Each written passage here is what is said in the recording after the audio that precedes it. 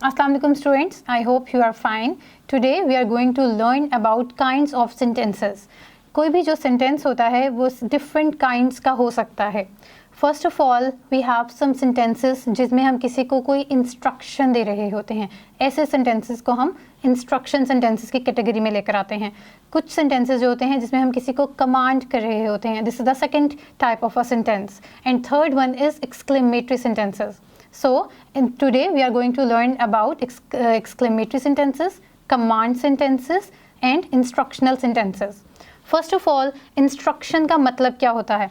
Instruction का मतलब होता है किसी को help out करना, किसी को कोई काम करने का तरीका बताना. ठीक है. अब इंस्ट्रक्शन जो है ये आपको कोई भी दे सकता है. ये आपको आपका कलीग भी दे सकता है, आपकी टीचर भी दे सकती है, आपके पेरेंट्स भी दे सकते हैं. तो इंस्ट्रक्शन जो है वो आपको कोई भी दे सकता है और ये एक्सप्लेन्ड हो सकती है. इसमें ज़्यादा डिटेल जो है वो बताई जा सकती है. फॉर एग्जांपल अगर मैं आपको इंस्ट्रक्शन दूँ कि चाय किस तरह से बनानी है, तो जो उसमें प्रॉपर्ली उसका जो वे होगा बताने का, जो स्टेप्स होंगे कि पहले आपने जो क्या करना है, you have to pour hot water in the cup. ठीक है. फिर उसमें you have to pour the tea bag, you can also add sugar in it. तो ये क्या है, ये हम बेसिकली पूरा एक इंस्ट्रक्शन दे रहे हैं चाय बनाने का तरीका. सो इंस्ट्रक्शनल सेंटेंसेस जो होते हैं इसमें हम किसी को हेल्प आउट कर रहे होते हैं. Here are some instructional sentences जिनको हम वन बाय वन डिस्कस करेंगे. First of all, fry the onion for 5 to 7 minutes. अब ये ऑब्वियस है कि इसमें बताया जा रहा है कि अनियन को 5 to 7 minutes जो है वो फ्राई करो. तो ये इंस्ट्रक्शन दी जा रही है, ये काम करने का तरीका बताया जा रहा है. Take your medicine before sleeping. Sleeping मतलब सोने से पहले तुम अपनी मेडिसिन लो. ये किसी को हेल्प किया जा रहा है, उसे बताया जा रहा है कि सोने से पहले तुमने अपनी मेडिसिन लेनी है.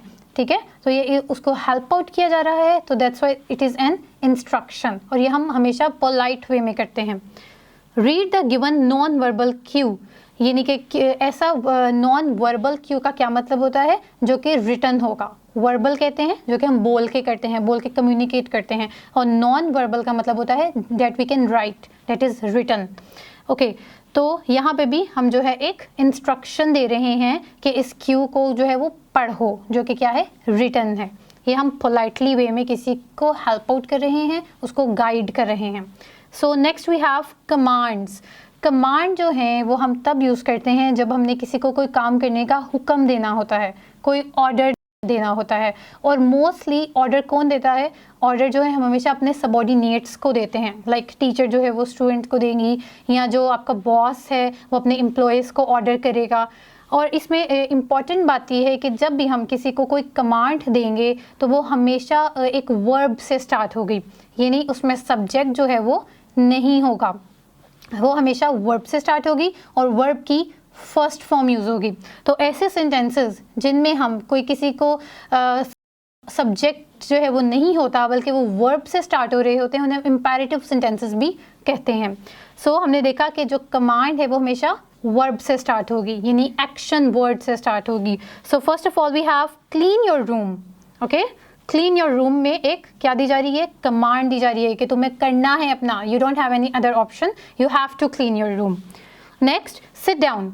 जैसे कि टीचर जो है वो अक्सर क्लास में अपने स्टूडेंट्स को कहती है कि सिट डाउन. ओके. या हम कह सकते हैं कि स्टैंड अप. तो ये एक ऑर्डर दिया जा रहा है. ऑर्डर जो होगा वो हमेशा प्रिसाइजली दिया जाएगा. इसमें बहुत ज़्यादा हम लंबी बात जो है वो नहीं करेंगे. ठीक है. ये एक शॉर्ट सेंटेंस जो है वो होगा. Next we have exclamatory sentences. Exclamatory sentences जो हैं वो तब यूज़ किए जाते हैं जब हमने किसी एक्सप्रेशन को, किसी स्ट्रॉन्ग इमोशन को जो है वो शो करना होता है. अब वो इमोशन कुछ भी हो सकता है, वो खुशी का भी हो सकता है, वो गम का भी हो सकता है. ठीक है. वो किसी तरह का भी इमोशन जो हो उसको एक्सप्रेस करने के लिए हम एक्सक्लेमेटरी सेंटेंसेस का इस्तेमाल करते हैं. और एक्सक्लेमेटरी सेंटेंसेस जो हैं इनके एंड पे हमेशा एक्सक्लेमेशन मार्क लगता है, जो कि इस तरह का होता है. So we have some sentences जिनके साथ हमने एक्सक्लेमेशन मार्क लगाया है. अब एक्सक्लेमेशन मार्क जो है वो सेंटेंस के एंड पे भी आ सकता है, और समटाइम्स किसी स्ट्रॉन्ग इमोशन जैसे कि वाओ, हुर्रा, अलास, इस तरह के स्ट्रॉन्ग इमोशंस जो हैं उनके बाद भी एक्सक्लेमेशन मार्क को हम यूज़ कर सकते हैं. First of all we have what a lovely weather. Okay तो हमने इसके एंड में एक्सक्लेमेशन मार्क का इस्तेमाल किया है। अब एक्सक्लेमेटरी सेंटेंसेस की एक्चुअल जो बात यह है कि इसमें हमने एक्साइटमेंट या दुख जो है उसको शो करना है। अगर हम इसको नहीं शो कर रहे हैं, हमारे बोलने में एक्सप्रेस नहीं हो रहा है या हमारे लिखने में कोई इस तरह की फीलिंग नहीं शो की जा रही, तो फिर ये एक्सक्लेमेशन जो है एक्सक्लेमेटरी सेंटेंस नहीं होगा, ये एक सिंपल सेंटेंस हो जाएगा। Wow you one a gold medal, ठीक है। अब इसमें एक्साइटमेंट शो करी है कि तुमने गोल्ड मेडल जो है वो जीत लिया है, तो यहाँ पे हमने वाओ के बाद एक्सक्लेमेटरी मार्क लगाया है जो कि एक स्ट्रॉन्ग इमोशन को, एक खुशी के इमोशन को शो कर रहा है। And the last we have what a cold day, ठीक है, यानी कोल्ड डे जो है वो उसकी वो तारीफ करी है, वो उसके बारे में एक्साइटेड है, वो खुश है कि व्हाट अ कोल्ड डे। तो यहाँ पे भी हमने एंड पे एक्सक्लेमेशन मार्क यूज़ किया है क्योंकि ये एक एक्सप्रेशन को, एक स्ट्रॉन्ग इमोशन को शो कर रहा है। सो हमने देखा कि जब भी हमने किसी को इंस्ट्रक्शन देनी है, उसकी हेल्प करनी है, तो हम इस तरह से बात कर सकते हैं और ये स्टेप वाइज भी हो सकती है और इसमें हम डिटेल जो है वो बात कर सकते हैं। अगर हमने किसी को कोई काम करने का हुक्म देना है, कोई काम करने का कहना है कि you have to do this, ठीक है, तो तब हम इस तरह से यूज़ करेंगे सेंटेंसेस को जिसमें हमारा सब्जेक्ट जो है वो हम नहीं लगाएंगे और हम हमेशा हम वर्ब से स्टार्ट करेंगे।